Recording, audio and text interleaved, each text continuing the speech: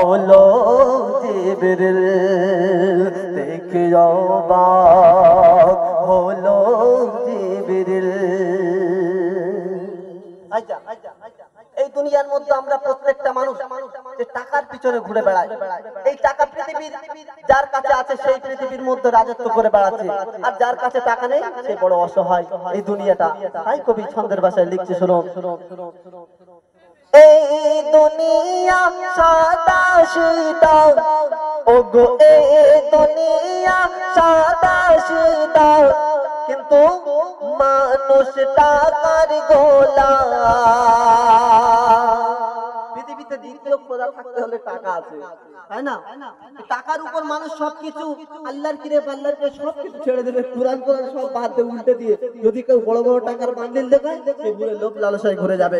বলছে এই দুনিয়া সাদা সিধা, এই দুনিয়া সাদা সিধা, আর মানুষ টাকার গোলাম।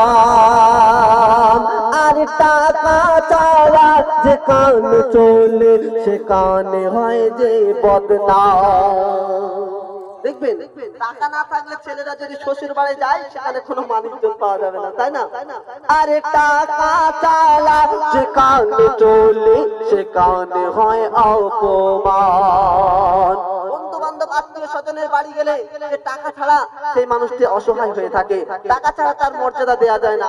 যার টাকা বেশি আছে তাকে সম্মান করিয়ে দেয়। বলছে টাকা ছাড়া যেখানে চলে সেখানে হয় অপমান। টাকার গোলাম মানুষ, টাকার গোলাম। আজকে ভারতবর্ষের মানুষ এমন টাকার জন্য বিভিন্ন দেশ বিদেশে, আরব, কুয়েত, দুবাই বিভিন্ন জায়গায় ঘুরে বেড়াচ্ছে টাকার কারণে। কেন? আবার অনেক মানুষ কন্যাদায়ে পড়ে সেই টাকার জন্য বিভিন্ন জায়গায় ঘুরে বেড়াচ্ছে।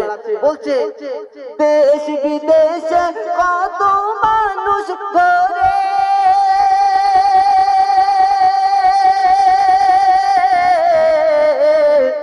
আর টাকার জন্য, টাকার জন্য মাতৃভূমি ছেড়ে ওর দেশ বিদেশে কত মানুষ করে। টাকার জন্য, টাকার জন্য জন্মভূমি ছেড়ে। শুধু তাই নয়, কেউ চুরি ডাকাতি করে, আবার কেউ খুন খারাপি করে। কেউ চুরি ডাকাতি করে, কেউ খুন খারাপি করে। টাকার জন্য কত মানুষ আজ রয়েছে অনাহারে। এই টাকার জন্য কত মানুষ আজ রয়েছে অনাহারে। টাকার গোলাম আমরা, টাকার গোলাম। তারপর শুনুন, বলছে এই সমাজে কত মা বোন ওরে,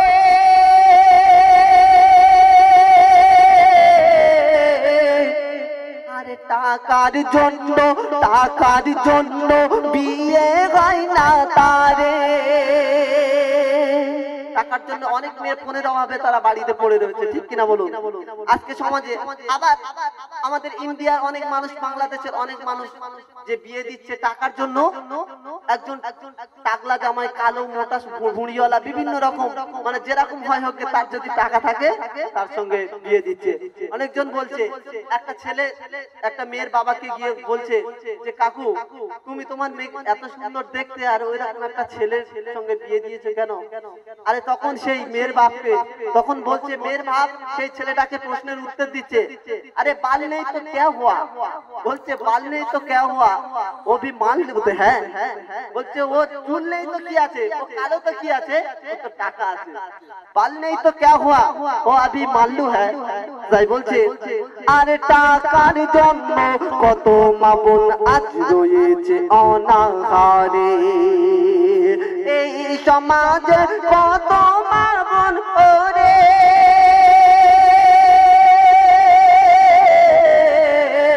টাকার জন্য বিয়ে হয় না তারে। টাকার জন্য কেউ ভুগছে রোগ বিমারে, কেউ চলছে টাকার গুমরে, কেউ ভুগছে রোগ বিমারে, কেউ চলছে টাকার গুমরে। এই টাকা একদিন শত্রু হবে আমাদের জীবনে। দুনিয়ার মধ্যে আমরা টাকা নিয়ে সবসময় টাকার পিছনে ছুটছি, কিন্তু এই টাকা একদিন শত্রু হবে। কোন দিন বলছে শোনো। ওরে বন্ধু বান্ধব, বন্ধু বান্ধব টাকা ছাড়া চেনে না।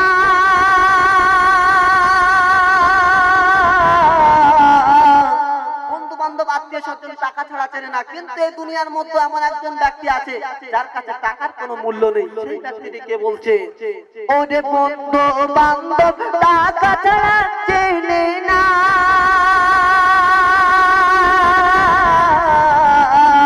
আমার মা জননী, মা জননী টাকার কোনো দাম দেয় না।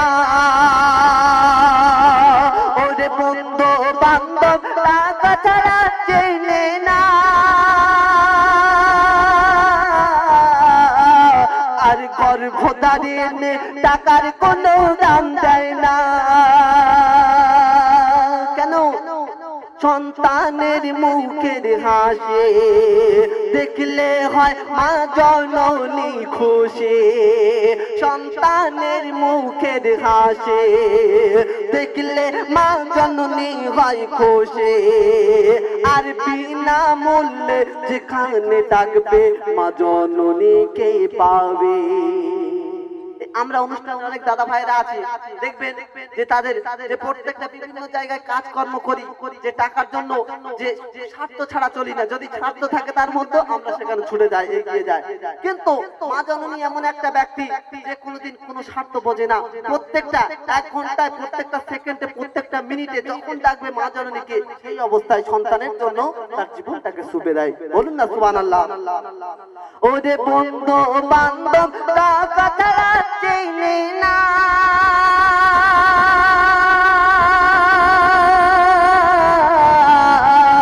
আমার মা জননী, মা জননী গর্ভধারিণী টাকার কোনো দাম দেয় না। সন্তানের মুখের হাসি দেখলে মা জননী হয় খুশি। সন্তানের মুখের হাসি দেখলে মা জননী হয় খুশি। আর বিনা মূল্যে যেখানে ডাকবে মা জননীকে পাবে। ও তুই বিনা মূল্যে যেখানে ডাকবে মা জননীকে পাবে। টাকার গোলাম মানুষ, টাকার গোলাম, টাকার গোলাম আমরা, টাকার গোলাম। শুনলেন যে টাকা কেমন জিনিস আর মা জননী কেমন জিনিস, এই সম্পর্কে একটি কালাম। আজকে দেশ বিদেশে মানুষ ঘুরে বেড়াচ্ছে টাকার জন্য। শেষ কালাম, কুল্লু নাফসিন যায়কাতুল মাউত, মৃত্যুর স্বাদ সবাইকে চাখতে হবে। এই মৃত্যু সম্পর্কে, কবর সম্পর্কে একটি কালাম গেয়ে আমি আমার গজল শেষ করব। শুনতে থাকুন ছোট্ট করে।